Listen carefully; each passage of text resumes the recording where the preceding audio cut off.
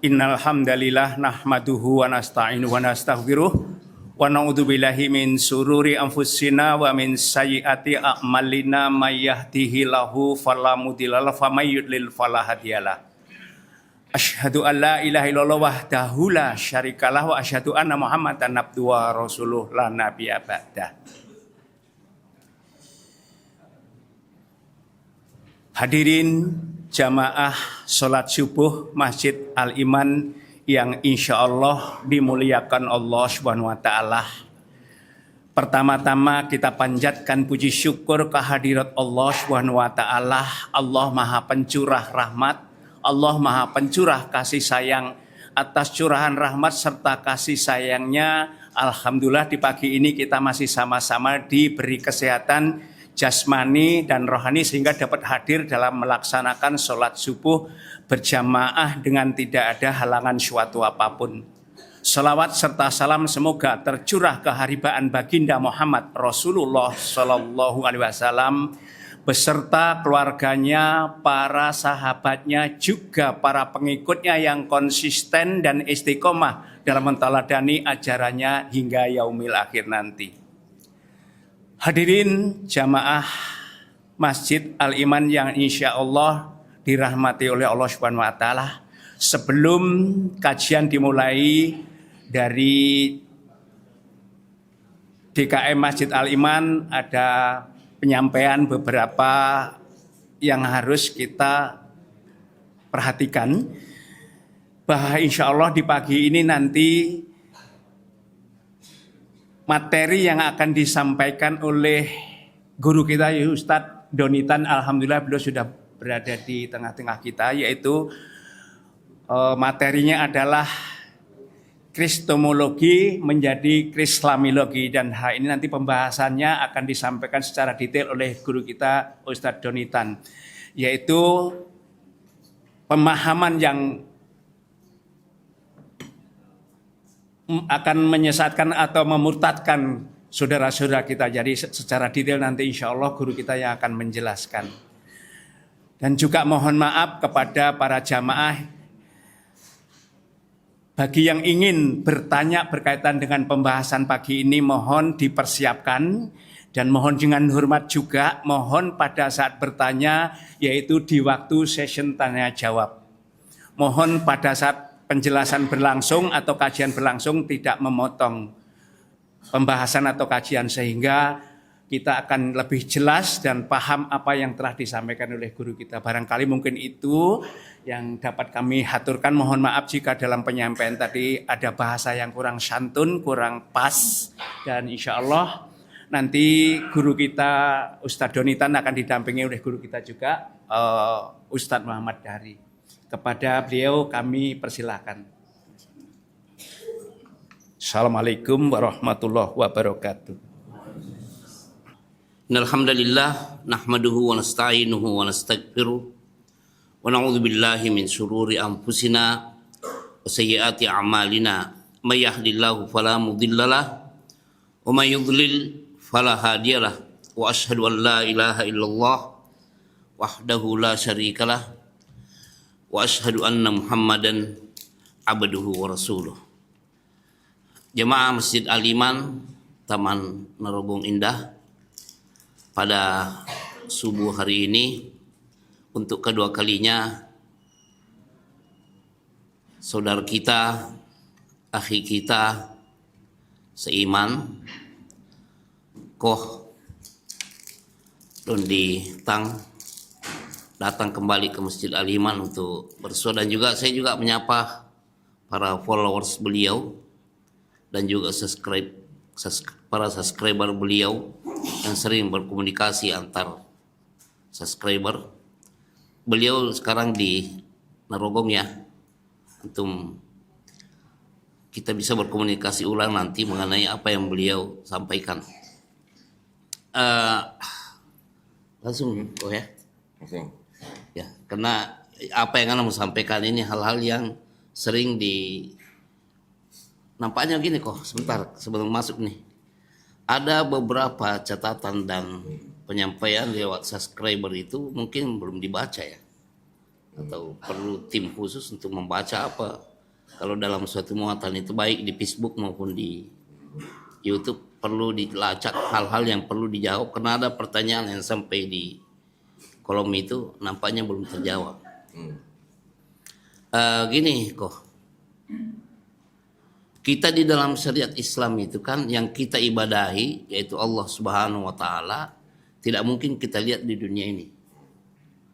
Tapi kita mengenal Allah yang kita ibadahi itu melalui al-asma was sifat, nama-nama dan sifat-sifatnya. Dan ini harus didalami oleh setiap muslim yang beribadah kepada Allah supaya dengan asma wa sifat, nama-nama dan sifat-sifat Allah itu setiap yang mengibadahinya mengenal yang diibadahi ini. Pertanyaannya, kalau dibandingkan sebelum-sebelumnya, apa yang agak mencolok di sini? Yang kita ibadahi ini kita tidak lihat, tapi ada nama-nama dan sifat-sifatnya. Silakan. Maksudnya yang di agama saya dulu gitu? Iya. Oke. Baik, mungkin nanti sekalian ya. Assalamualaikum warahmatullahi wabarakatuh. Alhamdulillahirrahmanirrahim. Wassalatu wassalamu ala rasulillah. Senang sekali kedua kalinya saya bisa berada di Masjid Al-Iman pada hari ini bersama dengan guru ya, Ustadz Dahrin itu. Alhamdulillah kita bisa sama-sama menyelesaikan sholat subuh berjamaah pada hari ini. Baik, saya mungkin perlu ngenalin lagi nggak ya? Saya rasa udah tahu ya. Tapi kalau ada yang nggak tahu, nama saya kan Dondi Tan. Nah, Tan itu marga saya ya. Kalau orang Chinese itu punya marga di belakang. Tan itu kalau apa namanya? Marga itu bahasa Cinanya se, Pak. Jadi kalau saya namanya Dondi Setan gitu, Pak. Ya, jadi, bukan seton, Pak. Setan artinya marga Tan gitu. Alhamdulillah saya kembali ke Fitrah 2014 dan sekarang saya bergabung dengan dua yayasan. Yang pertama Yayasan Pembina Mu'alafah Tauhid yang berpusat di Surabaya. Yang kedua Yayasan Garda Mu'alaf Indonesia yang berpusat di Jakarta. Kedua yayasan ini kami punya visi dan misi yang sama, yaitu terutama untuk membentengi iman dan akidah umat Islam dari upaya pendangkalan akidah dan pemurtatan. Kristenisasi masih ada nggak Pak ya? Masih? Pernah Pak dikristenisasi Pak? Belum. Kok tahu masih Pak? Masih ya, masih banyak ya. Diakui tidak diakui, pokoknya kita masih bisa lihat kasus-kasusnya masih terjadi di daerah maupun di kota-kota besar. Jadi kami di dalam yayasan ini kami tetap melakukan upaya-upaya, yaitu upaya apa? Perang pemikiran. Perang pemikiran. Indonesia adalah negara yang damai. Kita tidak melakukan perang fisik lagi ya, tidak boleh. Yang kita lakukan adalah perang pemikiran. Karena apa? Karena pihak saudara kita yang Kristen itu juga melakukan hal yang sama dengan kita. Kristen dan Islam sama-sama agama misi. Artinya agama misi itu agama yang mencari orang untuk masuk agama mereka atau agama kita. Kita juga sering mengajakkan orang untuk masuk agama kita kan. Dewan dakwah juga melakukan hal yang sama. Di pedalaman-pedalaman, kemarin saya baru kedatangan ustadz-ustadz dari Dewan Dakwah yang menjadi dai-dai ke daerah-daerah yang belum mengenal Islam, itu yang di daerah Morowali, Sulawesi. Ya. Orang-orang di sana juga masih ada yang nomaden, belum mengenal peradaban, sampai akhirnya diperkenalkan peradaban, dan insya Allah nanti sudah berjalan beberapa waktu, satu kampung 150 sampai 300 orang itu bersahadat, ya bersahadat massal. Insya Allah nanti bulan Desember saya juga akan datang ke sana. Katanya kurang lebih ada 150 orang dari suku Tauta'a atau apa namanya, saya lupa, susah benar namanya ya, di daerah Gunung Tua Morowali itu, Morowali Utara, insya Allah akan masuk Islam. Jadi Islam juga agama misi, Kristen juga agama misi. Di daerah itu, dai-dai dari Dewan Dakwah itu juga tarik garis dengan misionaris-misionaris Kristen. Misionaris sebelah sono, Dewan Dakwah sebelah sini, nggak boleh saling menyeberang. Gitu. Jadi gitu ya, sampai begitu. Nah, masalahnya kalau untuk orang-orang yang belum beragama itu diperbolehkan oleh negara. Tapi kalau yang sudah beragama itu tidak boleh diajak, dibujuk, dirayu untuk masuk agama tertentu. Itu ada aturannya. Aturannya adalah keputusan bersama 2 menteri nomor 1 tahun 79 yang melarang mensiarkan agama kepada orang atau kelompok orang yang sudah beragama, ya. Maka itu kita sebagai umat Islam kita wajib sih enggak sebenarnya. Bolehlah kita boleh belajar ilmu, ada satu ilmu yang namanya kristologi, ya. Tidak wajib buat kita. Ini fardu kifayah. Tapi paling tidak kita tahu kitab dan akidahnya mereka. Supaya apa? Supaya kita kalau didatangi tamu yang tidak diundang, ya, yang memberikan brosur, buku, pamflet, majalah gitu, atau bahkan ngasih sembako, terima aja sembakonya, tapi orangnya udah selesai pulang gitu. Jangan diterima jangan dikasih kesempatan untuk memberikan ceramah gitu ya. Masih ada dari kalangan mereka yang door to door, ya, door to door menawarkan agama mereka. Ada juga yang tidak door to door tapi melalui program-program seminar misalnya, ya. Nanti ada juga yang melakukan pada waktu ada bantuan bencana alam seperti itu. Ada juga yang dilakukan di institusi-institusi pendidikan, rumah sakit dan sebagainya. Kita tidak pernah bisa menyangka kapan kita akan didekati oleh mereka, ya. Jadi pada intinya kita hanya melakukan upaya-upaya pencegahan atau upaya-upaya persiapan. Saya di 2 yayasan itu, saya ditugaskan untuk berdebat dengan para pendeta, ya. Dari tahun 2021, saya diharuskan berdebat dengan pendeta minimal 2 kali dalam setahun, ya. Maka itu saya beli kitab-kitab mereka, sampai akhirnya saya menemukan bukti-bukti yang mereka tidak bisa sanggah lagi. Terakhir saya berdebat tahun 2024, 2025, sekarang saya cari pendeta untuk debat, pada nggak ada yang mau gitu. Ya. Izin. Nah. Jadi saya sengaja mengumpulkan berbagai versi daripada kitab-kitab mereka. Tujuannya supaya apa? Tujuannya supaya kita bisa membuktikan yang mana yang bukan firman Tuhan. Yang saya cari itu, karena ada di dalam kitab mereka gitu. Dan saya juga berusaha membuktikan apakah di dalam kitab mereka tuh murni kalau kita semuanya di Islam kita tahu ya, Quran itu kan murni firman Allah semuanya, gitu kan? Dan di semua tempat jumlahnya 114 surat. Betul ya Ustaz ya? 114 surat ya. Belum berkurangan ya. Di Indonesia 114 surat ya. Di Cina berapa? Di semua tempat. Di semua tempat. Mau di Maroko, mau di Afrika, mau di Amerika, mau di Cina, semuanya 114 surat. Tapi kalau kitab mereka gimana? Nah, ini yang saya mau kasih lihat Bapak nih.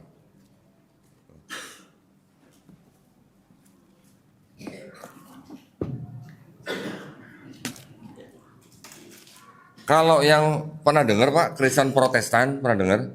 Pernah ya? Protestan tuh kitabnya yang ini. Isinya 66, saya bilangnya surat, biar Bapak Ibu akrab ya, surat atau kitab lah. 66 surat. Ini ada yang Katolik nih. Nah, ini Katolik. Katolik 73 surat. Ya. Ini ada yang Ortodok. Ortodok 78 surat. Ini ada yang Ethiopia. Ethiopia 81 surat. Ya. Jadi yang Ortodok menolak 3 dari Ethiopia, yang Katolik menolak 5 dari Ortodok, yang Protestan menolak 7 dari Katolik. Ya. Saya sering nanya sama pendeta, Pak, ini kalau gitu yang bukan firman Tuhan yang mana? Kalau saya tanya ini, jawabnya yang ini yang bukan firman Tuhan. Kalau saya tanya ini, jawabnya ini yang bukan firman Tuhan. Kalau saya tanya ini, yang jawabnya ini yang bukan firman Tuhan. Sering terjadi begitu, ya. Kalau semua buku kitab mereka ini, baik yang berapapun suratnya dan yang di handphone atau di laptop, semua di seluruh dunia dimusnahkan, kira-kira bakal ada lagi nggak? Nggak ada. Kenapa? Karena nggak ada yang hafal.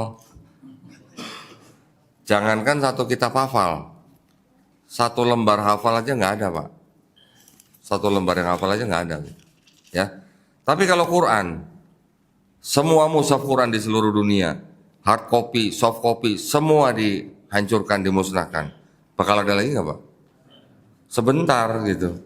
Karena jutaan manusia hafiz Quran, ya itu bedanya, ya. Terus kita juga dengan ilmu kristologi ini, kita bisa memahami bahwa ternyata kitabnya orang Kristen yang saya pegang ini terdiri dari dua bagian utama. Bagian utama yang pertama itu disebut dengan Perjanjian Lama. Yang bagian utama kedua ini disebut Perjanjian Baru. Kok ada perjanjian-perjanjian itu apa emangnya kontrak rumah atau gimana, Pak? Perjanjian Lama itu disebut berasal dari kitabnya orang Yahudi, ya. Jadi ini kita kalau udah bicara agama Kristen, tidak bisa tidak kita juga harus membicarakan agama Yahudi, ya. Orang Yahudi sebelum kelahiran Nabi Isa alaihissalam itu sudah punya kitab, Pak, ya. Kita mungkin sering mendengar Taurat gitu katanya. Ini kitabnya orang Yahudi, namanya ini, Pak, Tanakh. Nah, ya, namanya Tanakh. Tanakh itu singkatan, Pak. Torah, Nevi'im, Ketuvim. Torah itu yang disebut dengan 5 kitab Musa, Kejadian, Keluaran, Imamat, Bilangan, Ulangan. Ya, nggak usah dihafalin, Pak, ini, Pak.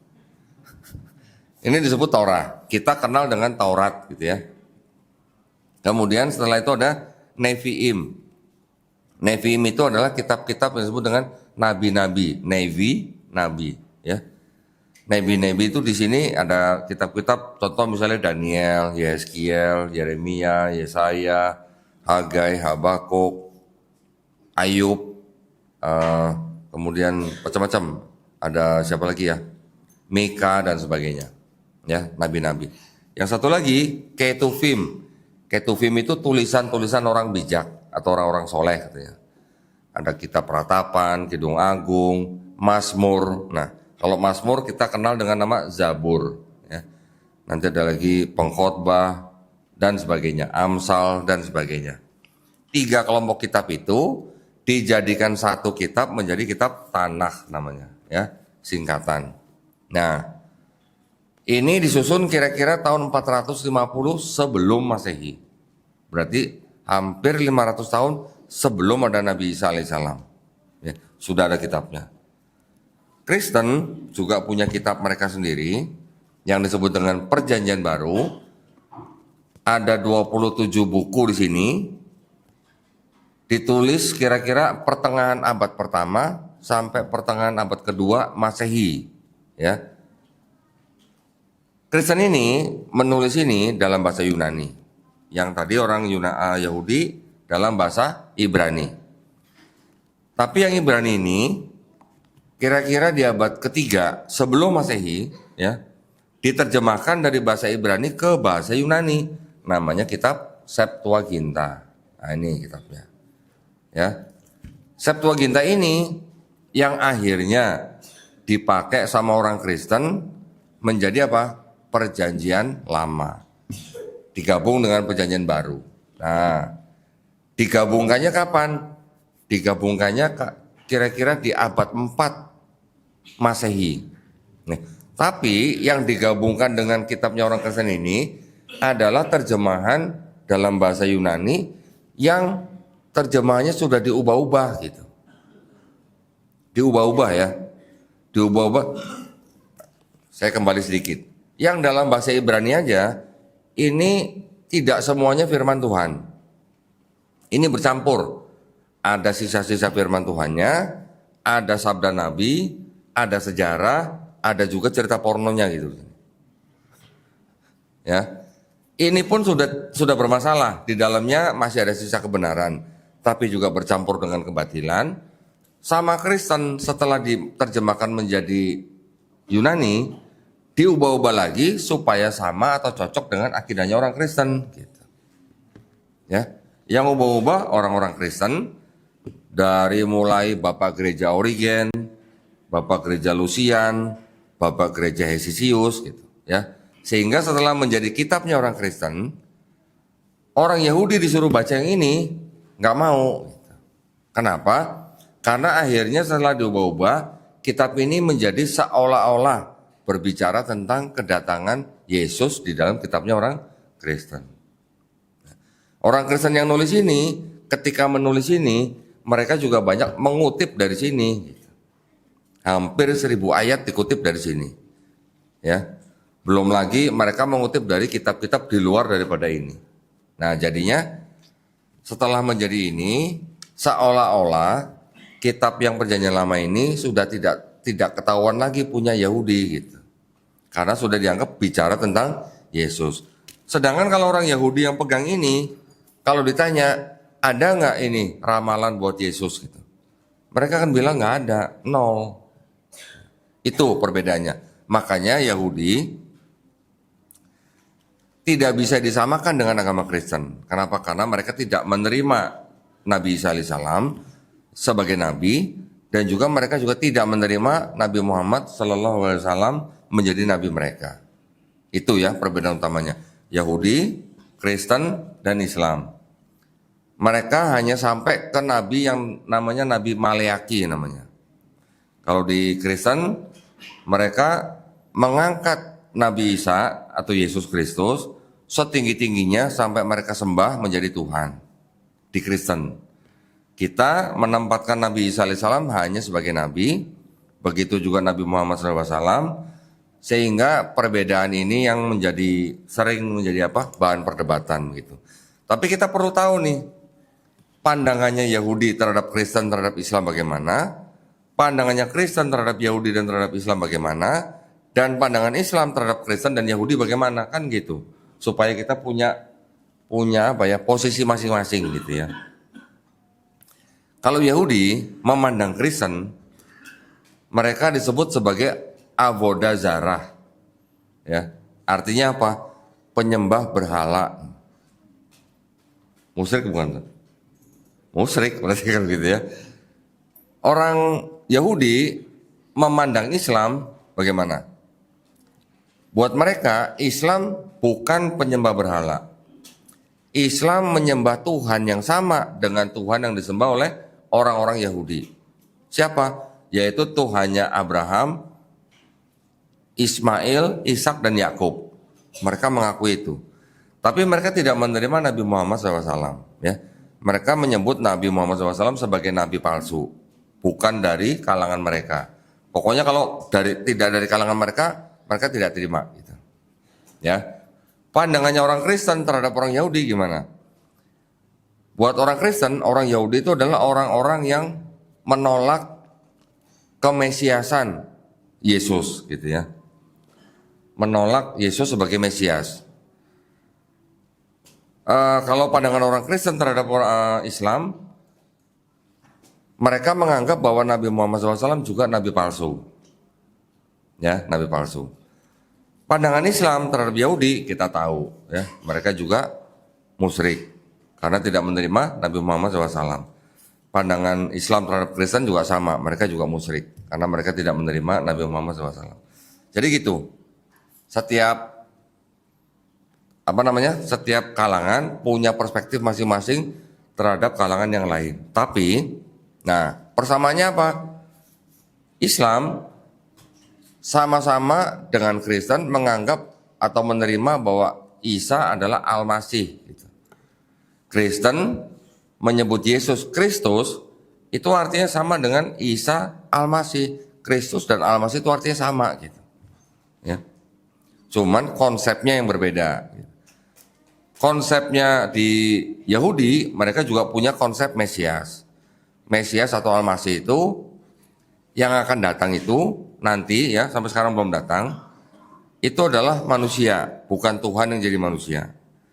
Tapi kitabnya orang Yahudi ini dibaca oleh Kristen, dipahami bahwa yang disebut Mesias di dalam kitabnya orang Yahudi itu adalah Yesus buat orang Kristen. Kita punya pandangan sendiri, Nabi Isa disebut Al-Masih atau Kristus atau Mesia dalam bahasa Ibrani-nya, tapi bukan sebagai raja atau sebagai Tuhan, ya. Arti Al-Masih di dalam Al-Quran itu hanya apa? Diurapi atau mengusap gitu. Tapi kalau Kristen, Mesias atau Kristus dalam Kristen selain sebagai Mesias yang dijanjikan dari kitabnya orang Yahudi juga sebagai Tuhan. Kalau di Yahudi itu cukup raja, ya, raja yang akan datang nanti. Syaratnya apa? Dia harus keturunan Daud, ya. Kita menyebut Nabi Daud alaihissalam. Melalui anaknya Raja Salomo, kita kenal sebagai Nabi Sulaiman alaihissalam. Dia nanti akan datang ketika semua manusia tidak ada yang mengangkat senjata, artinya tidak ada perang. Dia nanti akan datang ketika semua manusia sudah mengenal Hashem. Hashem itu Hashem itu apa ya? Kata ganti untuk menyebut Tuhan yang Maha Esa, ya. Dan di dalam kitabnya orang Yahudi tidak ada konsep Mesias itu nanti datang menyelesaikan misi, pergi, datang lagi gitu. Itu yang perbedaan Yahudi dan Kristen dan Islam. Di Kristen dan Islam kita sama-sama paham bahwa Yesus atau Nabi Isa alaihissalam itu nanti akan datang lagi. Di Kristen juga begitu. Mereka bilang Yesus akan datang lagi sebagai Tuhan. Kalau Islam kita tidak menganggap Nabi Isa sebagai Tuhan. Bedanya di situ ya.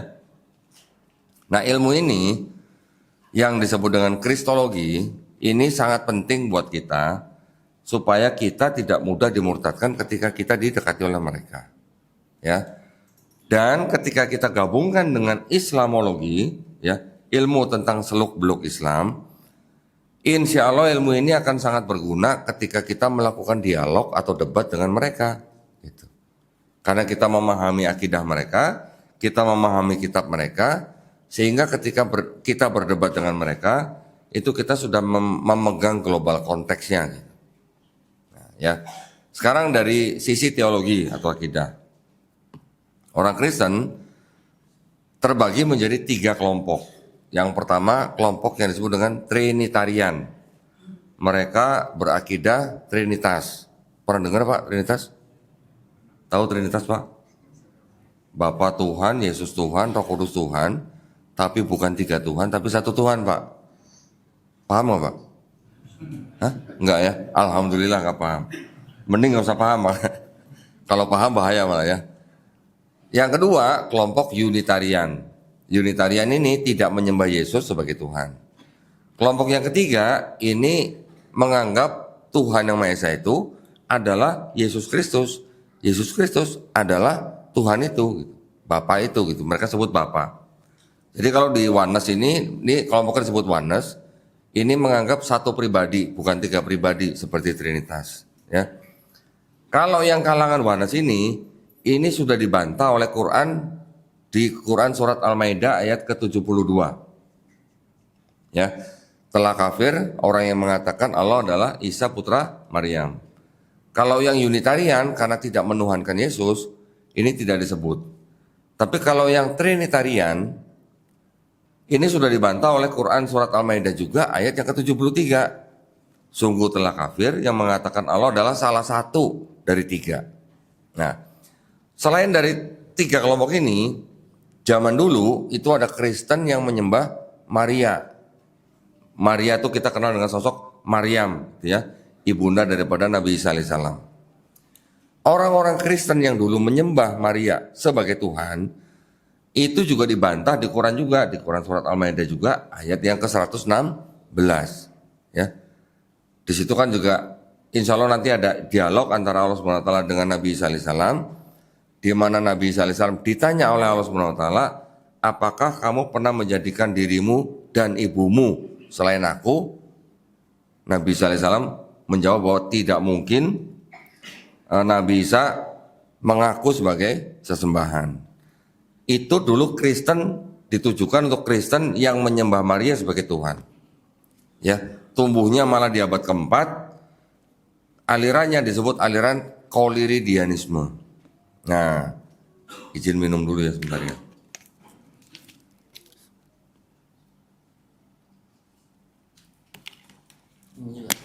Ya, biarin nanti. Jadi, kalau ada orang Kristen yang membaca Quran, terus kemudian mereka menuduh bahwa di Quran ada kesalahan. Kenapa? Karena di Quran surat Al-Maidah ayat 116, di situ trinitasnya Allah, Isa, dan Maryam. Sedangkan menurut mereka yang namanya trinitas itu adalah Allah, Yesus atau Isa, dan Roh Kudus, bukan Maryam. Nah, jadi mereka menganggap Quran salah memahami trinitas gitu. Padahal tidak. Padahal di Quran surat Al-Maidah ayat 116 itu untuk orang-orang Kristen yang menyembah Maria sebagai Tuhan di abad keempat. Ya, mungkin Bapak Ibu mungkin ada pernah mendengar dulu ada heboh-heboh bahwa di Ka'bah dulu ada gambar Maryam dan Nabi Isa katanya atau Yesus gitu. Pernah dengar begitu, Pak? Belum? Dulu pernah heboh tuh dibahas tuh, ya. Itu bisa jadi peninggalan dari kalangan Kristen-Kristen yang Koliridianisme. Nah, terus kemudian dengan 3 kelompok ini kan yang paling banyak di dunia memang yang kelompok Trinitarian, ya, yang menggunakan akidah Trinitas.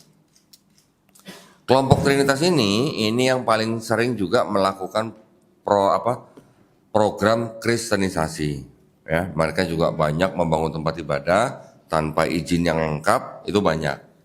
Sehingga mungkin di Indonesia kita sering mendengar atau membaca kasus ada gereja mungkin ditutup paksa gitu ya.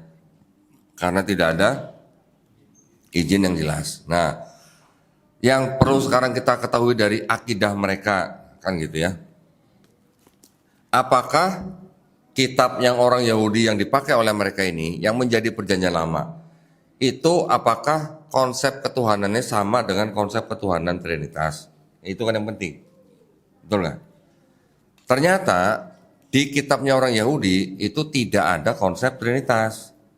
Cuman dibaca oleh Kristen menggunakan kacamata Trinitas. Ya. Karena ada bahasa dalam bahasa orang Yahudi yang seolah-olah Tuhan itu bisa menampakkan diri kepada manusia dengan bahasa mereka, itu diterjemahkan oleh Kristen menjadi seolah-olah Tuhan bisa jadi manusia. Ya. Di Yahudi itu konsep ketuhanannya itu sebenarnya mirip dengan Islam. Ya, saya boleh bacakan satu-satu. Di Bilangan 23:19 dikatakan Tuhan bukan manusia, Tuhan bukan anak manusia. Kita membaca Qul huwallahu ahad. Mereka membaca Adonai Eloheinu, Adonai Ehad. Ada Ehad, ada Ahad. Ya, bahasa Ibraninya Ehad, bahasa Arabnya Ahad. Mereka membaca begitu. Nanti di Keluaran 9:14 mereka mengatakan tidak ada yang serupa dengan aku Tuhan di seluruh bumi. Kita membaca apa? Walam yakulahu kufuwan ahad. Kalau tadi yang Tuhan bukan manusia dan Tuhan bukan anak manusia, kita membaca lam yalid walam yulad. Ada kemiripan gitulah ya. Terus kemudian mereka juga mengatakan lagi di kitab 1 Raja-Raja 8 ayat 27. Langit yang mengatasi segala langit tidak dapat memuat Tuhan. Berarti apa? Berarti kan Tuhannya maha besar. Di 2 Samuel 7 ayat 22 juga disebutkan Tuhan itu besar. Kita menyebut Allahu Akbar. Jadi mereka mengenal sosok Tuhan itu sosok yang tidak bisa digambarkan, sosok yang besar, sosok yang tidak ada yang serupa dengannya di seluruh bumi. Terus mereka juga menyebutkan lagi di Maliaki 3 ayat 10, Tuhan itu tidak berubah. Ya. Tuhan itu tidak bisa dilihat. Ketika konsep ketuhanan ini diambil oleh Kristen, tiba-tiba Tuhan yang bukan manusia itu menjadi Yesus. Pahamnya bagaimana? Karena yang menjadi manusia itu hanya firman-Nya. Gitu. Nanti orang Kristen juga membaca Quran kita dengan mengambil apa? Tuh, Nabi Isa disebut kalimatullah. Betul? Di Quran surat Ali Imran 45 ada kan? Begitu. Tuh, di kitabnya orang Kristen, Yesus disebut firman Allah. Di Quran, Nabi Isa disebut kalimatullah. Makanya mereka mencoba menyamakan gitu. Dianggap bahwa Quran juga ada ayat di dalam Quran yang dianggap mengatakan bahwa Yesus itu adalah sama dengan di Bible. Gitu ya. Nanti ada lagi mereka membaca di Quran surat Ali Imran ayat 45 itu, tuh Nabi Isa disebut terkemuka di dunia dan akhirat. Silakan dicek kalau mau dibaca. Ada kata-kata begitu, terjemahannya tapi ya. Tuh, mana ada nabi yang disebut terkemuka di dalam Quran selain Nabi Isa? Makanya karena disebut terkemuka, dia Tuhan. Kata orang Kristen, dia nggak tahu bahwa kata terkemuka itu diterjemahkan dari bahasa Arabnya apa? Wajihan. Di Quran Quran surat Al-Ahzab ayat ke-69, Nabi Musa alaihissalam juga disebut wajihan, tapi diterjemahkan menjadi apa? Terhormat. Jadi sama-sama wajihan, yang di Ali Imran ayat 45 Nabi Isa diterjemahkan terkemuka, di Quran surat Al-Ahzab ayat 69 Nabi Musa sama-sama wajihan diterjemahkan menjadi terhormat. Ternyata ada yang disebut dengan wajihan gitu. Nah, itu cara-cara mereka untuk memelintir atau menafsirkan ayat-ayat kitab suci kita sehingga dianggap Nabi Isa juga adalah Tuhan. Padahal jelas di dalam Quran kita membaca Quran surat Maryam ayat ke-30, Nabi Isa alaihissalam mengatakan sesungguhnya aku ini adalah hamba Allah. Dia memberikan aku kitab Injil. Dia menjadikan aku seorang nabi. Udah jelas hamba Allah. Di kitabnya mereka Yesus juga disebut hamba Allah sebenarnya. Cuman dianggap apa? Karena dia adalah firman yang berasal dari Bapa menjelma jadi manusia, dianggaplah Yesus itu sebagai bagian daripada pribadi kedua daripada Tuhan. Itu yang membedakan ya. Ini akidahnya mereka. Kita bukannya mau melarang mereka mau berakidah seperti itu ya. Cuman jangan melakukan upaya-upaya pendangkalan akidah dan pemurtatan kepada umat Islam gitu maksud saya. Dan mereka tidak melakukan hanya kepada umat Islam, kepada semua manusia yang selain agama mereka gitu.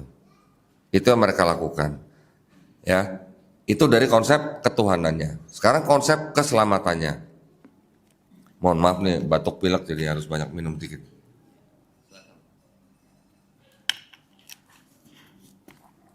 Konsep keselamatannya.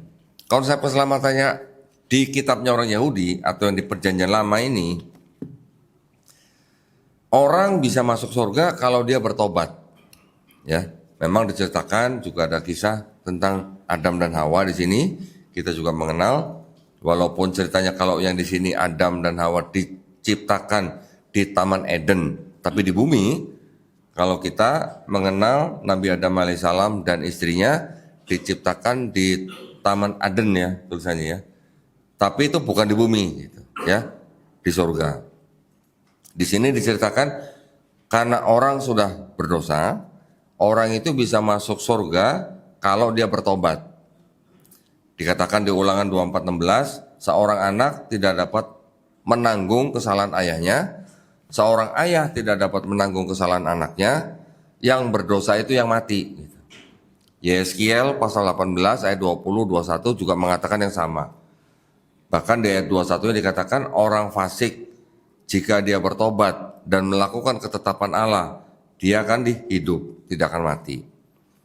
Diceritakan juga di Yesaya pasal 1 ayat ke-16 sampai 18, bertobat lebih baik daripada mempersembahkan korban. Ayatnya berbunyi, basuhlah, jauhkanlah, basuhlah, jauhkanlah perbuatan-perbuatanmu yang jahat dari mataku, berhentilah berbuat jahat, belajarlah berbuat baik, kendalikan orang kejam, usahakan keadilan, belalah hak anak-anak yatim, perjuangkanlah perkara janda-janda. Kita mengenal itu sebagai amar ma'ruf nahi mungkar. Dilanjutkan lagi, baiklah marilah kita berperkara firman Tuhan. Jikalau dosamu merah seperti kirmizi, akan menjadi putih seperti salju. Jikalau dosamu merah seperti kain kesumba, akan menjadi putih seperti bulu domba. Jadi buat orang Yahudi, orang berdosa itu tetap akan masuk surga kalau dia bertobat. Sama nggak dengan di Islam? Sama. Di Quran kita membaca orang yang bertobat, orang yang beriman, orang yang melakukan amal soleh dijanjikan tempatnya di jannah. Ya, jadi konsepnya sama. Tapi kalau di Kristen, nah konsepnya keselamatannya bagaimana? Kalau mulutmu mengaku Yesus sebagai Tuhan dan Juru Selamat yang sudah dibangkitkan dari antara orang mati, baru kamu selamat. Itu akidahnya Kristen. Ada perbedaan nih. Ya, konsep keselamatannya gitu. Jadi di Kristen konsep keselamatannya harus mengaku dulu Yesus sebagai Tuhan dan Juru Selamat. Tapi, nah, yang di Kristen itu ajaran siapa? Apakah ajaran Yesus atau ajaran Paulus? Pernah dengar Paulus, Pak? Tahu Paulus, Pak? Hah? Bukan debt collector sebelah, bukan. Jadi di dalam kitab orang Kristen itu ada tokoh yang namanya Paulus, ya. Paulus ini dia mengaku dirinya sendiri sebagai rasul. Tulisannya rasul ya, tapi artinya beda dengan rasul dalam Islam.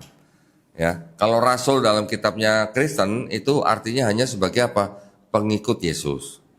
Paulus ini seorang tokoh, dia orang Israel juga, bapaknya dari suku Benyamin, tapi ibunya dari Tarsus Yunani. Gitu. Jadi orang Blasteran nih, bukan asli, bukan murni orang Israel. Dia pernah belajar dari seorang rabi namanya Gamaliel. Tapi dia juga pernah menjadi warga negara Romawi yang kerjanya mengejar pengikut Yesus. Gitu. Ngakunya begitu, ya. Dia juga mengaku bahwa dia adalah pelaku Taurat tanpa cacat. Tetapi ketika dia sedang melakukan pengejaran, mengejar pengikut Yesus ke kota Damsyik, dia mengaku melihat cahaya, mendengar suara. Kemudian dia mengaku bertobat dan menjadi pemberita tentang Yesus. Tapi dia tidak pernah bertemu langsung tatap muka dengan Yesus, tidak pernah. Ya. Paulus inilah yang pertama kalinya dengan pengikut-pengikutnya setelah mereka tinggal di kota Antioquia, mereka yang disebut dengan Kristen. Yesusnya sendiri tidak pernah disebut Kristen. Pengikutnya Yesus sendiri tidak pernah disebut Kristen. Tapi Paulus dan pengikutnya yang disebut dengan Kristen. Jadi Kristen sekarang mereka mengakunya pengikut Yesus, tetapi mereka sebenarnya adalah pengikut daripada Paulus. Ya, kalau ini ilmu supaya kita juga tahu. Kalau kita baca kitabnya mereka, Yesus yang diceritakan di sini, Yesus pertama mengaku nabi, Matius 13 ayat 57. Orang banyak menyebut Yesus juga sebagai nabi, Matius 21 ayat 11. Yesus sendiri ketika lahir usia 8 hari disunat. Lukas pasal 2 ayat 21. Yesus sendiri juga akikah. Akikah loh Pak, Yesus di sini. Lukas pasal 2 ayat 24. Yesus di sini karena hidup di bawah hukum Taurat, dia tidak makan babi.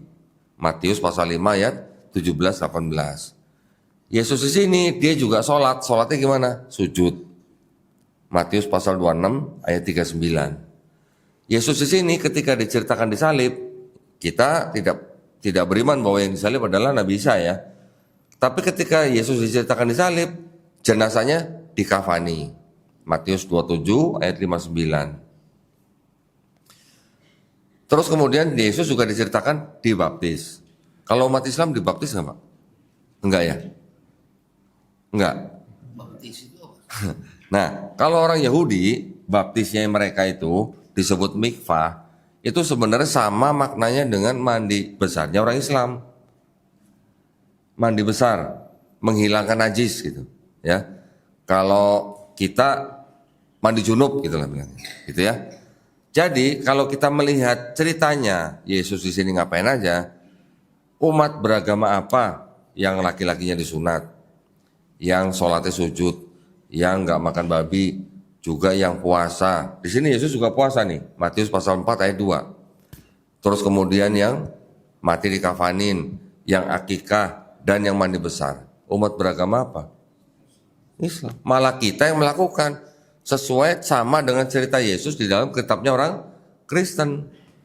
Kalangan Kristen ada yang melakukan, tapi sedikit. Yang sebagian besarnya tidak melakukan. Termasuk khitan. Ada yang khitan juga. Ya. Tetapi khitannya mereka bukan mengikuti Yesus, tapi karena kesehatan. Alasannya karena kesehatan, bukan karena agama. Gitu. Sama seperti saya dulu. Saya dulu Kristen, saya khitan usia 27 tahun. Tapi alasannya karena kesehatan, bukan karena agama. Gitu. Ya. Nah, jadi kalau kita tahu di dalam kitab mereka isinya begitu, bahkan yang kita lakukan malah sama dengan yang Yesus lakukan dalam kitab mereka, mana yang lebih Kristen? Kita atau orang Kristen? Malah kita yang mengikuti apa yang dilakukan Yesus di sini. Cuman bedanya mungkin kalau sholat, dulu Yesus berapa rakaat, kita sekarang rakaat kita mengikuti daripada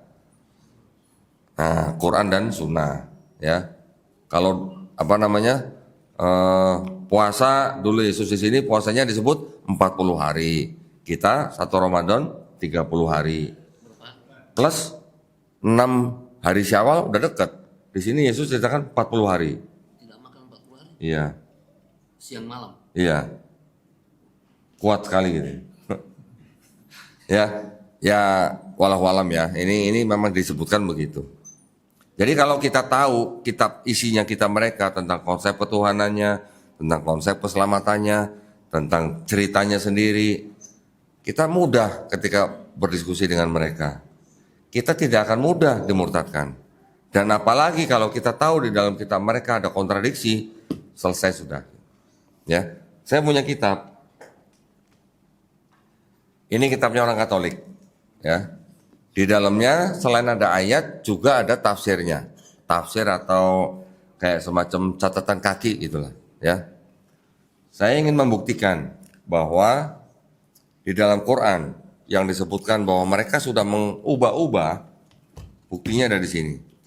Nah, inilah gunanya ilmu kristologi. Kalau kita bisa membuktikan di dalam kitab dia ada ayat yang tidak asli, berarti Quran surat Al-Baqarah ayat ke-79 betul apa enggak? Gitu ya. Saya minta tolong Ustadz. 79 coba tolong dibukanya kalau ada. Kan dikatakan bahwa mereka Bani Israel mengubah-ubah dan mengaku ini berasal dari Allah. Ya. Di dalam kitab mereka ini ada catatan kaki yang bisa menjelaskan seperti ini. Ustadz mau bacain? Ya. Boleh ya, nggak usah pakai bismillah. Kenapa saya kasih ayat ini?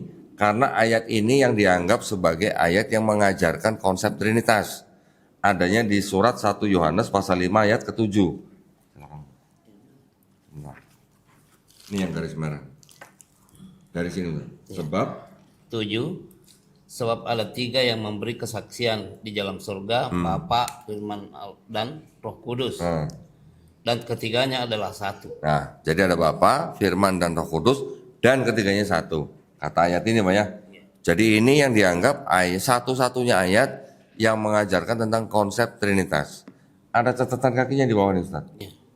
Dari mulai sini, bagian ayat ini tidak terdapat dalam naskah Yunani yang paling tua, dan tidak pula dalam terjemahan kuno, bahkan tidak dalam naskah yang paling baik dari Vulgata.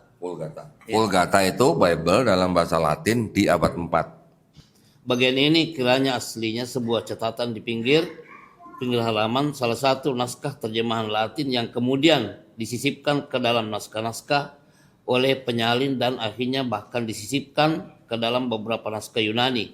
Karenanya bagian ini pasti tidak asli. Tolong diulang, kan? Karenanya yang bawah nih.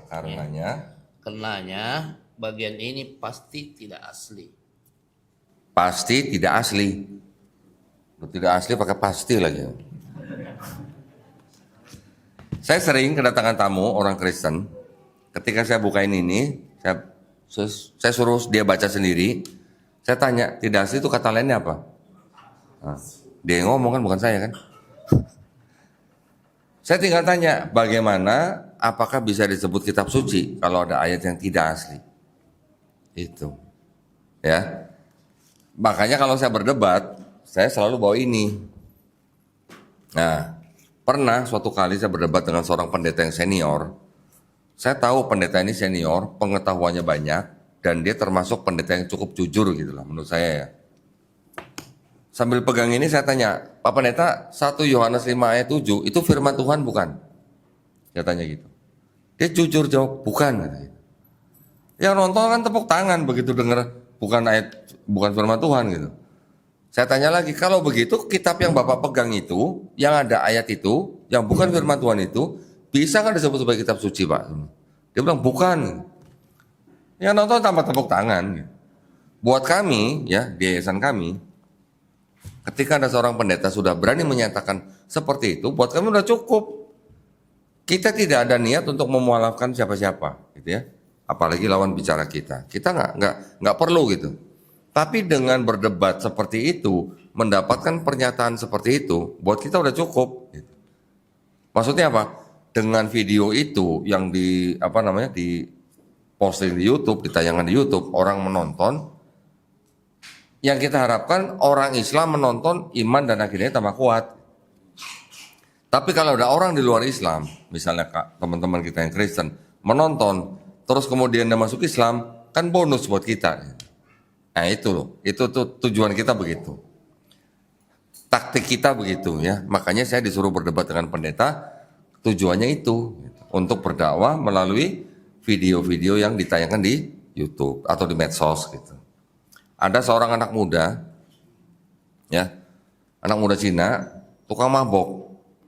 Pernah suatu kali dia mabok, dia buka YouTube, yang keluar video debat saya, sama pendeta yang tadi saya tanya itu. Gitu. Setelah itu dia nonton semua video saya, 10 hari, bersyahadat masuk Islam. Alhamdulillah. Cuman sayangnya ketika dia bersyahadat, nggak ke masjid. Di mana? Di lingkungan dia ada yang disebut ustadz, bisa mensyahadatkan dan disuruh bayar 2.500.000. Pantas nggak mau masuk Islam bayar 2.500.000? Coba. Ya, ketika saya tahu itu, waduh saya marah ya. Saya panggil orangnya, suruh bayar berapa? 2.500.000. Saya ganti 2.500.000. Malu-maluin aja masuk Islam bayar 2.500.000. Saya bilang, waktu syahadat dikasih zakat nggak? Enggak katanya. Sekalian nih saya kasih zakat, saya bilang. Di Islam ada zakat, malah ada orang masuk Islam. Orang-orang yang bertanya di yayasan kita, oh syaratnya gimana kalau masuk Islam? Cukup KTP, saya bilang gitu. Pokoknya kalau KTP Kristen, ya sudah kita syahadatin kalau dia mau masuk Islam. Nggak perlu yang surat baptis dan segala macam. Ketika mereka nanya, kalau syahadat di situ ada biayanya nggak? Nggak ada biaya sama sekali. Malah kalau syahadat kita kasih zakat. Itu Islam, saya bilang gitu. Nggak ada orang-orang keluar duit buat masuk Islam, syahadat. Nggak ada, bahkan kita kasih paket, kita kasih sajadah, kita kasih buku, belajar sholat, buku juz amma, bahkan Qur'annya, buku petunjuk sholat dan sebagainya. Bahkan kita kirim guru privat ke rumah masing-masing. Ya, kalau ada orang masuk Islam tempat kita kirim guru privat ke rumah masing-masing seminggu 2 kali, sekali datang 90 menit. Ngapain? Ngajarin sholat, ngajarin iqra, ngajarin baca Quran. Sampai mereka bisa baca Quran. Itu yang kita lakukan. Kalau laki-laki belum sunat, kita sunatin sekalian di rumahnya dia. Gratis, semuanya gratis. Sunat gratis, belajar iqra gratis. Setiap kali ngirim guru, 90 menit kita bayar ke gurunya. Gitu. Jadi itu yang kita lakukan. Supaya orang masuk Islam, dia ada yang membimbing, dia bisa menjalankan Islam dengan baik. Bukan cuma masuk Islam, syahadat selesai, dia bisa berbuat seenaknya gitu misalnya. Itu yang tidak kita harapkan. Ya. Jadi dengan ilmu ini yang disebut dengan ilmu kristologi. Ya. Kristologi itu ilmu yang mempelajari tentang posisi Nabi Isa AS di dalam agama Kristen. Tapi kita juga belajar Islam. Ya, ada ilmu yang disebut dengan Islamologi, ilmu yang mempelajari seluk-beluk tentang Islam. Kalau keduanya ini digabung, kita sebut dengan ilmu apa? Krislamologi gitu. Ya. Ilmu Krislamologi ini yang sangat efektif ketika kita berdialog atau kita berdebat dengan kalangan Kristen. Itu. Kenapa perlu ada Islamologi juga? Karena apa? Ketika kita bisa membuktikan di dalam kitab dia ada kebenaran tapi juga ada kebatilan seperti tadi, biasanya setelah mereka mengakui, kan mereka akan bertanya, kalau begitu yang benar apa? Nah, jadi kalau ada orang Kristen datang ke tempat saya, yang saya tunjukkan itu semua kitab-kitab mereka dulu. Saya tunjukin dulu, saya suruh mereka baca dulu. Ketika mereka bisa mengetahui ada yang nggak benar dalam kitab mereka, dan mereka bertanya apa yang benar, baru saya bukakan Quran buat mereka. Itu yang saya lakukan. Ya. Satu lagi sebelum saya tutup, sebelum tanya jawab ya. Kitabnya mereka yang menceritakan tentang Yesus di sini itu ada 4 surat. Namanya surat Matius, Markus, Lukas, Yohanes. Ya. Dari 4 ini yang dianggap ditulis pertama kali itu yang surat Markus. Ditulis kira-kira tahun 65 sampai 70 Masehi, ya. 10 tahun kemudian, penulis Matius dan Lukas ini menyadur Markus. Ini makanya ceritanya mirip-mirip sama, makanya ketiga kitab ini disebut sebagai kitab sinoptik, gitu, ya. Karena yang 2 menyadur Markus. Yang satu lagi kitab Yohanes. Yohanes ditulis kira-kira tahun 90 atau 95 Masehi. Ternyata saya juga baru dapat bukunya nih, belum lama nih.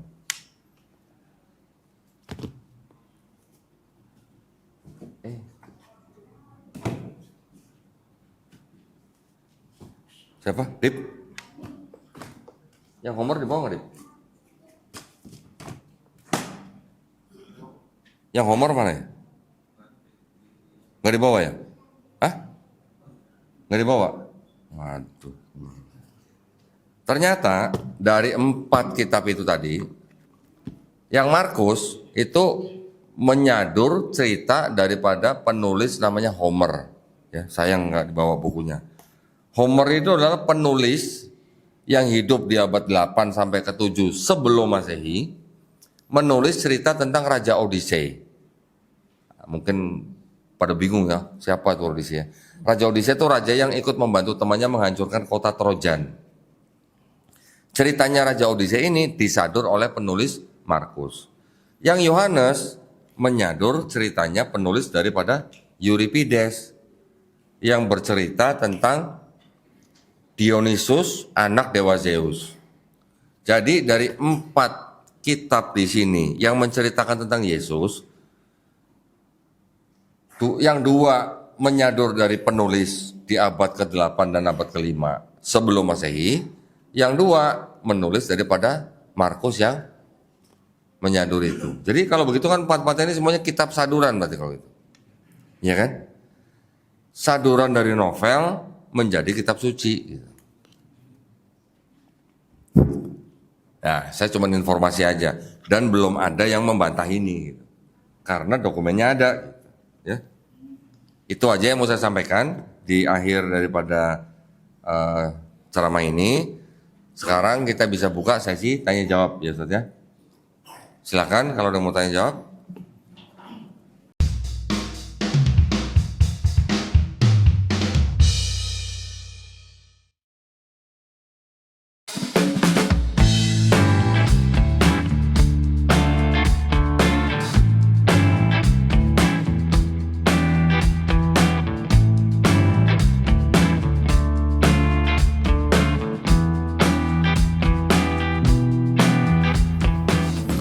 Nuhun pilah, gua upload foto, upload video pakai aplikasi update.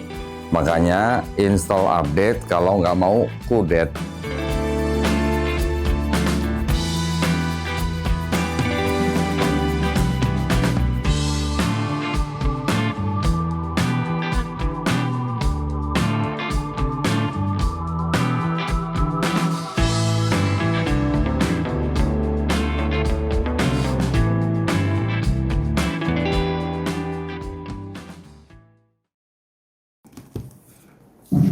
ringkas ya. Bahwa berkaitan dengan kitabnya Kristen Ortodok atau yang disebut karismatik. Kebetulan anak dulu aku masih muda punya teman dari Amerika bahwa karismatik ini adalah Kristen yang banyak memeluknya anak-anak muda dari Amerika. Dia menyampaikan dakwahnya, merayunya itu bahwa kami sama Islam, kami mengharamkan berhala, mengharamkan khamar, mengharamkan rokok, kami juga puasa. Apakah seperti ini benar dari Islami, Kristen karismatik atau ortodok? Mohon penjelasannya, karena ini berbahaya sekali, karena sama mengatakan sama kami juga menyembah Tuhan Allah gitu. Berbahaya banget soalnya nih kalau dakwahnya seperti ini. Soalnya hampir dia juga mengharamkan khamar, mengharamkan patung, mengharamkan rokok dan puasa. Mohon penjelasan, jazakallahu khairan. Setahu saya Pak, yang karismatik itu beda dengan yang ortodok. Ya, ortodok itu baru muncul tahun 1054 ketika gereja patriarki itu pecah menjadi Katolik dan Ortodok. Ortodok itu membawai gereja-gereja timur, kalau yang Katolik gereja barat. Ya, dari Katolik ini pecah gereja yang namanya Protestan. Protestan ini pecahnya kira-kira di tahun 1500-an oleh penggagasnya yaitu Martin Luther. Di bawahnya Protestan pecah lagi Pak. Ada Kristen Lutheran, ada Kristen Anglikan, ada Kristen Calvinis, ada Kristen Metodis, ada Kristen Baptis dan sebagainya. Nah, karismatik tuh timbulnya setelah ini, setelah Protestan. Jadi ortodok sama Protestan ini sebenarnya melalui beberapa melalui beberapa tahap gitu. Nggak langsung ortodok ke karismatik, dan karismatik ke ortodok ini nggak ada hubungannya Pak, nggak ada hubungannya ya. Masalah khamar, mereka bilang haram, tapi setiap perjamuan kudus mereka minum anggur Pak. Ya, setiap bulan mereka melakukan perjamuan kudus. Perjamuan kudus itu melambangkan atau mengikuti yang disebut dengan perjamuan yang dilakukan oleh Yesus dan murid-muridnya sebelum disalib. Ya, makanya mereka bilang perjamuan kudus. Kalau Katolik sebutnya ekaristi gitu Pak. Tapi sebenarnya, nah ini ada yang mencurigakan nih Pak. Mencurigakannya apa? Di kitabnya mereka disebutkan bahwa Yesus mengatakan inilah tubuhku dan darahku. Makanlah dan minumlah untuk mengenang aku. Barang siapa makan tubuh dan minum darahku yang dilambangkan dengan roti dan anggur, itu akan beroleh hidup yang kekal, akan selamat itu istilahnya. Ya, itu ayatnya begitu Pak, sini di Yohanes pasal 6. Tapi itu sama dengan teks yang ada di peti mati di Mesir. Dewa Osiris, ya, Dewa Osiris juga diceritakan tubuhnya dan darahnya dilambangkan dengan roti dan anggur. Barang siapa makan tubuh dan minum darah Osiris akan selamat. Kok mirip gitu ya? Kok mirip gitu? Apakah kalau begitu Kristen kebetulan pagan? Nah itu ya. Tapi kembali ke pertanyaan Bapak, mereka juga bilang rokok haram, oke. Tapi Pak, dari semuanya itu yang membedakan adalah mereka menyembah Yesus juga sebagai Tuhan. Ya, kalau masalah rokok, homer dan sebagainya itu masih bisa diperdebatkan lah. Tapi kalau mengenai Yesus dianggap sebagai Tuhan, itu sudah jelas-jelas bertentangan dengan Islam. Itu Pak jawabannya. Intinya tetap musyrik. Tetap musyrik. Iya Pak ya? Ya, jazakallah, ini kelihatannya ada saudara kita yang akan tanya berikutnya. Ya, sebentar ini ada sejumlah subscriber antum juga yang menitip ini. Waduh, masalah. Jadi gini, ke materi sirah Nabawiyah itu ada beberapa peristiwa yang ini dipermasalahkan di sini untuk ditanyakan kepada kok. Yang pertama masalah yang Ethiopia itu. Yang dulu kan namanya Habasyah ya. Ada sejumlah sahabat yang diperintahkan oleh Nabi Shallallahu Alaihi Wasallam Salam. agar berhijrah ke Habasyah, karena di sana itu ada raja yang tidak ada seorang pun yang dizalimi di sisi raja itu, karena dia paham dengan Injil.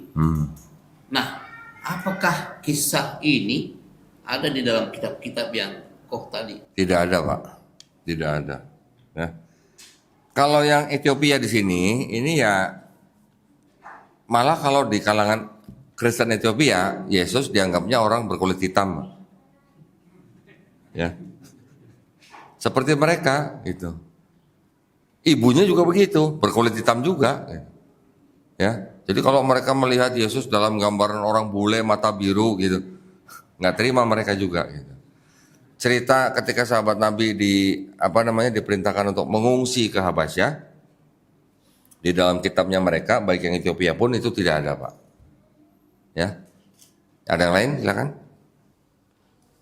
Apakah ada kedatangan Nabi itu di dalam kitab Perjanjian Lama atau Perjanjian Baru? Enggak ada, Pak, enggak ada, tidak ada. Udah, itu aja. Silakan, Pak, mic-nya mungkin.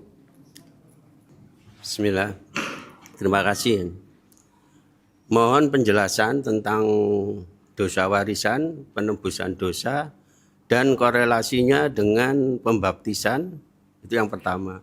Kedua, apakah dalam konsep tersebut ada dalam Kristen Protestan sama Katolik? Mohon penjelasannya. Terima kasih. Yang disebut dengan dosa waris, itu di Katolik, di Ortodok, di Protestan semuanya ada, Pak. Ya, ini akidahnya sama. Dosa waris tidak diajarkan oleh Yesus. Kalau kita baca benar-benar, Pak, Yesus tidak pernah nyebut-nyebut dosa waris. Ya, Yesus juga tidak pernah mengajarkan bahwa dosa yang dilakukan oleh Adam dan Hawa itu sudah menjalar kepada setiap keturunan Adam. Perkataan itu munculnya bukan dari Yesus tapi dari Paulus, Pak. Ya, Roma pasal 5 ayat 12. Jadi karena dosa satu orang itu, istrinya Adam itu Hawa, maka menjalar kepada setiap keturunan Adam. Itu ajaran Paulus. Itu juga yang membedakan dengan ajaran Yesus. Yesus mengajarkan ketika dia masih hidup, di sini diajarkan, kalau kamu tidak bertobat, kamu tidak akan masuk surga.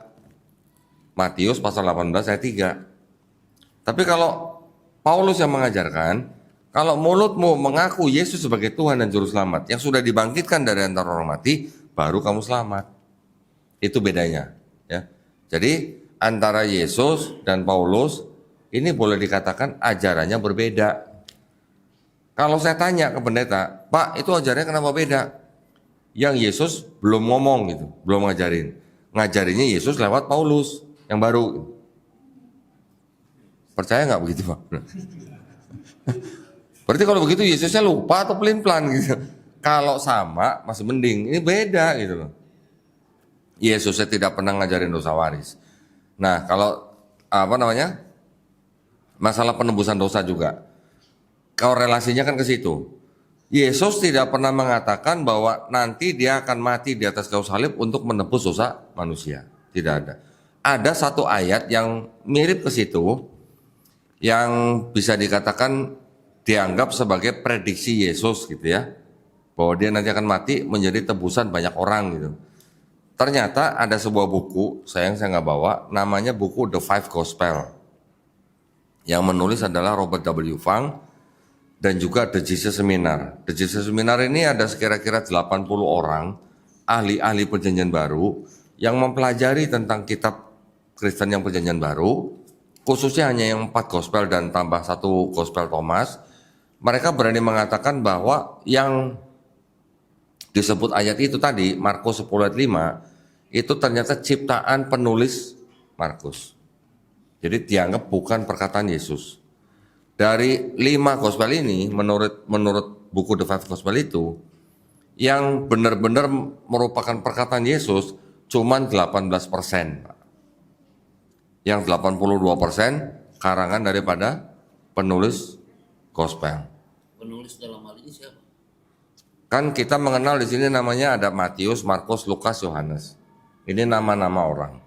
Tapi sebenarnya menurut kalangan Kristen sendiri, kalangan ahli-ahli perjanjian baru, nama-nama ini baru diatributkan kepada kitab-kitab itu di abad kedua.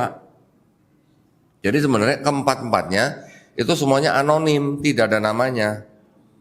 Jadi tidak diketahui siapa yang nulis gitu.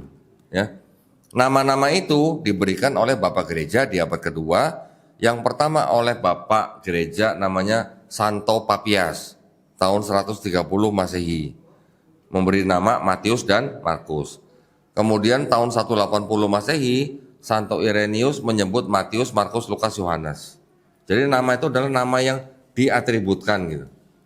Bukan nama yang pengaku penulis, aku bernama Matius gitu, enggak ada. Ya. Jadi sekali lagi untuk merangkum itu, antara dosa waris dan penebusan dosa itu adalah konsep yang diperkenalkan oleh Paulus, bukan oleh Yesus. Gitu ya Pak ya. Semoga menjawab pertanyaan. Silakan yang lain. Ya, ini yang kedua tadi. Oh, pembaptisan. Oke. Kalau pembaptisan di Katolik itu mereka ada yang namanya pembaptisan percik, Pak. Kalau yang di Protestan, pembaptisannya dicelupkan ke kolam atau bisa juga di sungai. Ya, beda. Arti pembaptisan itu sendiri apa sih? Nah, kalau di dalam kalangan Kristen, pembaptisan itu adalah simbol daripada pernyataan iman. Orang yang lama ditenggelamkan, ditimbulkan orang yang baru dalam Kristus. Ya, itu kalau Kristen baptisnya. Tapi kalau Yahudi tadi saya cerita, Yahudi pembaptisannya itu hanya seperti orang mandi besar, membebaskan orang dari hadas gitu. Ya, Pak ya, cukup jelas Pak. Baik, silakan, Ustaz. Tadi yang kedua, sangat masyhur di dalam Sirah Nabawi. Walaupun sebagian kalangan ahli hadis belakangan itu ada mempermasalahkan, tapi tidak terlalu banyak pengaruhnya. Ketika masih kecil Nabi Muhammad SAW dibawa oleh Abu Talib dagang di Dini Busam. Di situ Buhaira, seorang pendeta, mengenal bahwa inilah anak yang memenuhi kriteria ciri-ciri kenabian yang paling terakhir. Pulangkan sekarang, karena kalau orang Yahudi mengetahui dia akan dibunuh. Apakah kisah yang seperti ini ada di? Kisahnya tidak ada, Pak. Ya, kisahnya tidak ada. Terus ciri-ciri yang diberitahukan oleh pendeta Bukhari itu kepada Nabi dan juga kepada pamannya, itu juga ciri-cirinya juga tidak disebutkan di sini, tidak ada. Tapi kisahnya ada? Tidak ada. Tidak ada juga. Bagaimana kisahnya ada, Pak? Kitab ini selesai dijadikan buku kitab seperti ini tahun 397 Masehi. Ya. Jadi berapa ratus tahun sebelum Quran diturunkan. Ya, jadi kisahnya tidak ada di sini. Baik, yang ketiga itu di akhir surat Al-Fath itu disebutkan bahwa Muhammad itu adalah dan para sahabatnya walladzina ma'ahu asyidda'u 'alal kufar. Ada ayat di situ, di pertengahan ayat itu, dzalika mathaluhum fit Taurati wa mathaluhum fil Injil. Jadi sifat-sifat Nabi Muhammad dan para sahabatnya itu radhiyallahu anhum ajmain tersebutkan di dalam kitab Taurat dan Injil. Apakah ada di? Nah, saya tambahin satu lagi Pak, di Quran surat Al-A'raf ayat 157 Yang artinya yang dikatakan artinya mereka beriman kepada Nabi yang ummi, yang namanya tertulis di dalam Taurat dan Injil. Ya, di sini tidak ada kata nama Muhammad, itu tidak ada. Ya, ada kata-kata yang mirip dalam bahasa Ibrani di dalam kitabnya orang Yahudi. Katanya tuh disebutnya Muhammadim gitu. Di sini, ya. Kata Muhammadim itu artinya yang terpuji. Memang mungkin masuk ke dalam artinya nama Muhammad, mungkin masuk. Tetapi kalimatnya itu kalau diterjemahkan menjadi Muhammad, itu terjemahannya jadi nggak nyambung gitu. Ya. Lagi pula kata itu ada 12 kali disebutkan dalam ayat ini. tetapi bukan sedang membicarakan nama orang, bukan sedang membicarakan satu orang yang bernama Muhammad, itu bukan. Ya. Kalau Jadi, tidak, siapa? Hah? Kalau begitu siapa yang dia maksud Muhammad ini? Bukan nama orang, artinya cuma yang terpuji gitu aja. Artinya yang terpuji, ya, bukan nama orang. Jadi karena di sini Yahudi dan di sini kita orang Kristen tidak ada nama Muhammad, berarti buat kita harusnya kan ini bukan Taurat dan Injil yang dimaksud oleh Quran surat Al-A'raf 157 itu. Setuju nggak Pak? Sekarang kalau kita sebut begini, apa definisinya Taurat dan Injil? Taurat dan Injil itu kan wahyu-wahyu. Dan betul kan Pak? Wahyu kan? Wahyu kan? Yang diberikan kepada nabi dan rasulnya untuk siapa? Untuk Bani Israel pada zaman itu. Setuju? Setuju. Kalau setuju berarti kata kitab Taurat, kitab Injil yang disebut dalam Quran, kata kitab itu kan sebenarnya artinya juga selain daripada wahyu yang dibukukan, atau juga bisa berarti apa? Perintah, ketetapan, aturan, ya kan? Dari Allah Subhanahu wa taala untuk bani tertentu. Betul nggak? Kata kitab nih maksud saya. Ya. Jadi kalau kita ditanya sama orang lain di luar Islam misalnya, kalau di Quran sering disebutkan ada kitab Taurat, kitab Injil, ya. Terus di Quran juga dibilang bahwa orang Bani Israel sudah mengubah-ubah firman Allah. Mereka sudah mengaku itu berasal dari Allah dan menjual dengan harga yang murah misalnya. Berarti kalau begitu mana yang disebut dengan Taurat dan Injil yang asli itu? Kita jawabnya gimana? Hah? Pernah nggak Pak kita membaca Nabi Musa alaihissalam dan pengikutnya menulis kitab Taurat? Pernah baca nggak Pak? Di Quran atau di hadis? Nggak pernah kan? Nggak pernah. Pernah nggak kita baca Nabi Isa alaihissalam dan Hawariyun menulis kitab Injil? Nggak ada kan? Pernah nggak kita baca di Quran, kami yang menurunkan Taurat dan Injil dan kami pula yang menjaganya? Nggak pernah. Nah, itu.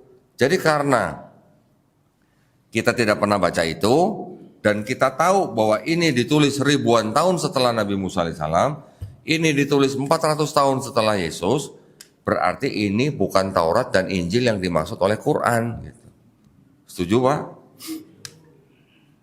Kalau sudah begitu, kalau ditanya, lah terus kalau begitu mana Taurat dan Injil yang asli? Yang ikut bersama nabinya, gitu. Selesai urusannya. Ya Pak ya? Silakan yang lain. Bismillah. Afwan Ustaz, dari bagian mana, dari sisi mana kita bisa bicara kepada orang Kristen itu, bagian pertamanya gitu, agar kita bisa berbicara kepada mereka, karena saya juga punya saudara cuma agak tertutup gitu. Jadi saya agak kesulitan juga untuk bicara. Bisa ada dua cara. Kalau Bapak sudah bisa punya bukti seperti saya, yang ada ayat tadi menyatakan ayat ini pasti tidak asli, itu paling enak begitu Pak. Ya, dan itu paling, orang sini bilang paling nampol gitu Pak ya. Ya kan? Tapi kalau Bapak tidak punya, Bapak sebenarnya bisa download di Android Pak. Ya, ada aplikasi namanya Tafsiran. Bapak boleh buka di Play Store. Ya, aplikasinya namanya Tafsiran. Bapak klik, install, nanti setelah itu Bapak cari ayatnya 1 Yohanes pasal 5 ayat 7. Ya, nanti di situ ada beberapa tafsiran. Dicari tafsiran yang namanya Yerusalem. Nah, nanti bunyinya akan sama dengan yang tadi Ustadz bacain. Ya. Itu kalau kita bisa membuktikan atau memperlihatkan hal seperti itu. Tapi kalau nggak bisa atau susah, tadi yang saya bilang Pak, cerita di sini aja, itu malah yang kita ikutin malah yang dilakukan Yesus di sini Pak. Yang Yesus disunat, Yesus puasa, Yesus nggak makan babi, Yesusnya sholatnya sujud, yang Yesusnya dikafani. Tanya aja ke saudara Bapak, umat mana yang melakukan ini? Gitu. Yesusnya di sini ceritakan begitu. Dari situ juga bisa, Pak. Itu juga bisa membuat orang berpikir, oh iya ya, kenapa saya nggak begini? Kenapa saya nggak begini? Seperti yang Yesus lakukan. Gitu. Dengan kita memperlihatkan, loh, malah orang Islam yang melakukan apa yang Yesus lakukan di sini. Kok malah kita yang melakukan, bukan mereka gitu. Itu kan juga bisa membuat mereka berpikir, Pak, ya. Itu yang kedua. Yang ketiga, kalau Bapak bisa membuktikan perbedaan ajaran Yesus dan Paulus, itu juga cukup efektif. Menurut Paulus, Yesus yang mati sebagai manusia itu sudah membatalkan hukum Taurat. Itu ada di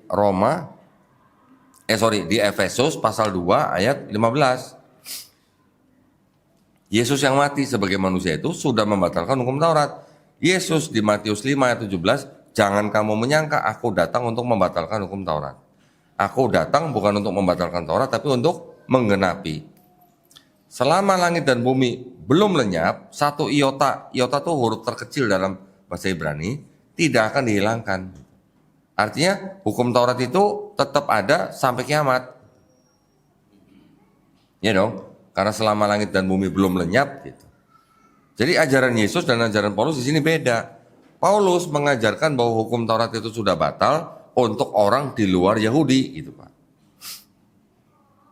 Ya, kalau untuk orang Yahudi tetap harus hidup di bawah hukum Taurat. Tapi untuk orang di luar Yahudi nggak perlu hidup di bawah hukum Taurat, yang penting hidup di bawah kasih karunia Kristus, ajaran Paulus. Makanya apa? Nggak perlu sunat. Semua makanan boleh dimakan. Gitu Pak. Kalau kita bisa membedakan, membuktikan perbedaan itu juga boleh. Ya, jadi ada 3 cara tadi itu. Semoga menjawab pertanyaan Pak ya. Ada satu lagi. Silakan. Bismillahirrahmanirrahim. Mungkin pertanyaannya buat Ustadz Dahri atau buat Koh Dandi ya. Kita pernah membaca hadis Rasulullah kepada yang diriwayatkan oleh Ibnu Abi Syaibah tentang Rasulullah melarang Umar membaca kitab suci agama lain dengan alasan agar tidak tersesat atau tidak rancu. Nah, sebagian besar umat Islam kaum awam itu berlandaskan dengan hadis ini, itu tidak ingin membaca atau tidak ingin mempelajari agama Yahudi atau agama Nasrani. Nah, bagaimana tanggapan atau bagaimana saran dari Koh Dandi atau Ustadz terhadap kita, terutama tentang majelis-majelis taklim di masjid? Apakah kita memang perlu membahas tentang ini dalam kajian-kajian rutin kita gitu untuk menjaga akidah umat Islam? Demikian, jazakallahu khairan. Baik.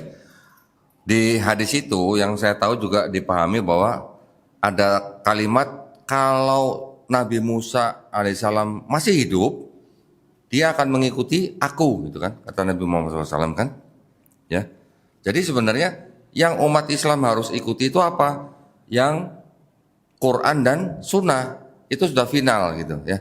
Jangan lari dari itu, gitu pokoknya. Jangan keluar dari itu pokoknya. Tetapi Nabi juga mengizinkan sahabat-sahabat untuk menyimpan gulungan-gulungan Taurat yang disebut sebagai gulungan-gulungan Taurat, ya kan? Bahkan Nabi juga memerintahkan salah seorang sahabat bernama Zaid bin Sabit untuk belajar bahasa Ibrani. Betul Ustaz? Untuk apa? Untuk selain berkomunikasi atau berkorespondensi, juga bisa dipakai untuk membaca gulungan Taurat mereka. Itu tujuannya, ya. Tujuannya gulungan Taurat itu boleh disimpan apa? Ketika nanti ada orang Yahudi datang, mereka membuat hujah begini, bisa diperlihatkan gulungan Taurat itu, suruh baca sendiri, itu bisa menjadi jawaban yang paling efektif buat mereka. Jadi makanya Nabi mengizinkan sahabat menyimpan dengan tujuan bisa dipakai menjadi jawaban buat mereka yang bertanya gitu dari kalangan Yahudi, ya kan? Jadi tanggapan saya ya, tadi saya di awal sempat ngomong bahwa ilmu kristologi itu adalah fardu kifayah Pak, bukan fardu ain ya. Jadi ketika sudah ada yang mempelajari ya monggo silakan. Tapi syaratnya kalau mau mempelajari kristologi itu paling tidak dia Islamnya sudah kuat, Qurannya sudah kuat, apalagi kalau ditambah dengan hadis yang kuat gitu. Itu jauh lebih bagus ya. Kalau saya kan karena saya pernah lama di sana Pak gitu. Jadi pendeta kan nggak bisa ngibulin saya gitu karena saya udah lama di sana gitu. Ya Pak ya. Itu yang bisa saya jawab. Mudah-mudahan kita semuanya dilindungi dan dirahmati Allah Subhanahu wa taala. Ya. Itu aja. Fenomena alhamdulillah sudah 2 dekade ini kita melihat perkembangan rumah-rumah Quran ya. Tahfidz namanya. Apa mungkin ada semacam kata-kata ini kepada menyemangati anak-anak muda ini, terserah mau jadi insinyur kek, mau jadi ustadz kek, mau jadi pilot kek, mau jadi apa kek, yang penting Al-Quran 30 juz itu ada pada dirinya. Silakan. Ya, kami juga di yayasan kami juga punya Pak rumah Quran ya di Sawangan sekarang. Insya Allah juga nanti kami akan membangun rumah Quran di tanah di daerah Jati Asih. Tanahnya sudah kami terima kurang lebih 300 meter.